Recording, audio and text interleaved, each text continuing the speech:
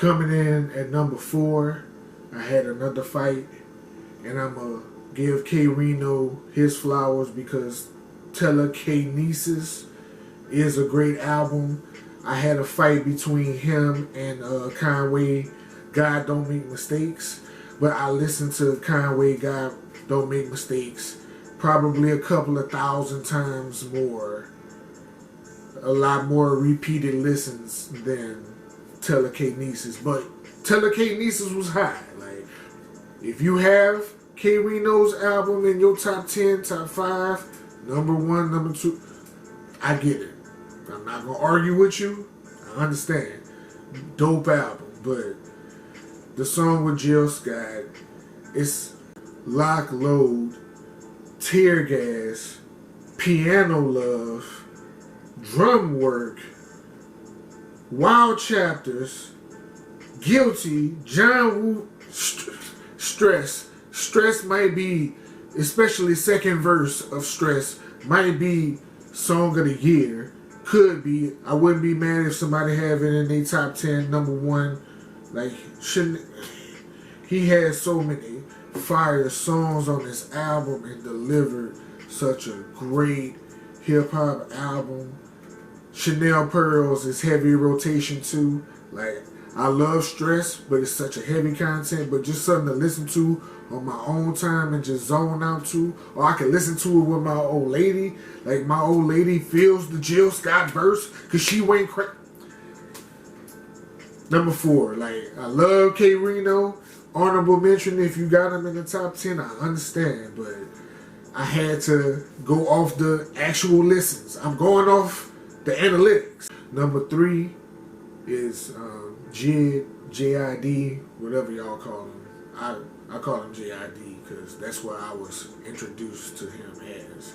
But J-I-D, The Forever Story, he delivered an album that I wasn't expecting. I know J.I.D. to be like one of those rappers that's going to give you the schemes, the punches, the metaphors, the syllable play, like flow cadences. He's going to be he's a technical wizard. Like, when it comes to MC skills, when it comes to delivery and flow, he got them all. I expected that, but he came all the way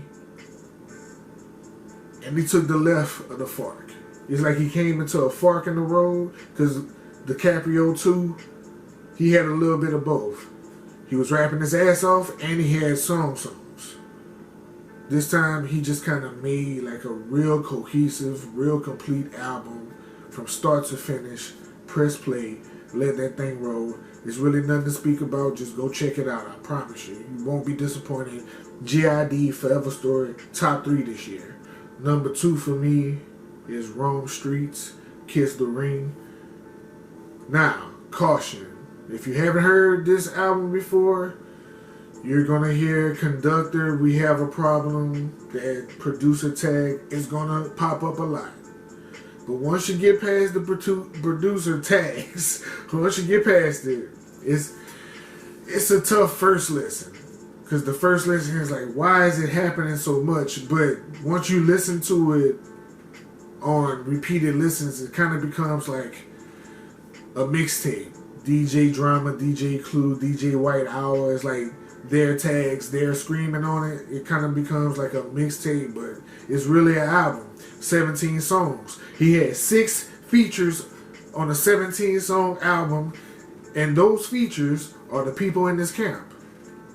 People that he affiliated with are the people from Griselda. And I don't even think it's people outside Griselda with the Stove God, Westside Gun, Conway, and Amani. That's it. Benny. And he don't have nobody outside of the camp featured on this album. So he carried a heavy load on a debut. And if we just talking about the rapping, if we just speaking on the rapping, just bar for bar, just the raps, he was one of the best rappers this year, going crazy on that whole album. Number 1 for me, this dropped in January. And since January till now, I listen to Table for 3 every day. That's been my song of the year since the beginning of the year. Nobody had 3 better verses than Ransom, 38 Special, and Shay had on Table for 3 this year.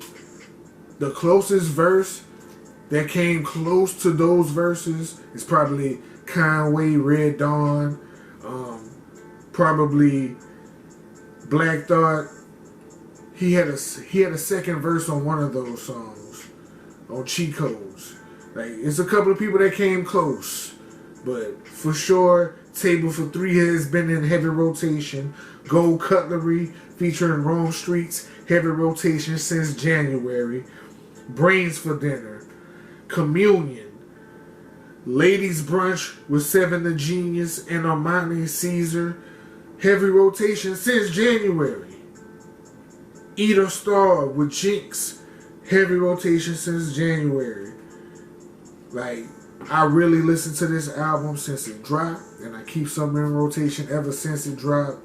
And I think Shay Nior needs more light and more shine and more love for the project she's been creating, because I think she had 2 of the top 20 projects last year. I think it was After 12, and there was another one after, or another one before After 12 that was nice too. Love those projects.